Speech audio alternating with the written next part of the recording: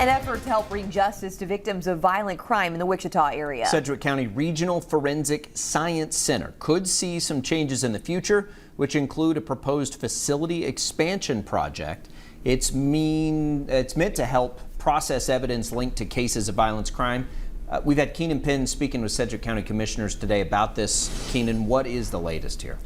Yeah, Jacob, Rachel, the building additions to the Forensic Science Center will cost more than $7 million. Sedgwick County commissioners tell me that the consideration for the change is made with the success of the county in mind.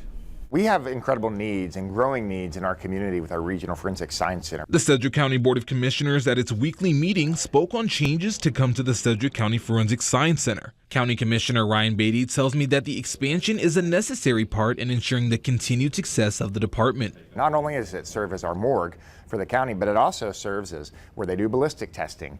This is where they do fire burn analytics. This is where they do DNA work. This is where they do toxicology work. Over and over and over again, we see services that the community don't realize are concentrated in this one building with the staff in this building, and they need more resources. And the biggest resource they need right now is more space. Right now, commissioners say that 40% of violent crimes in the state of Kansas come from right here in Sedgwick County.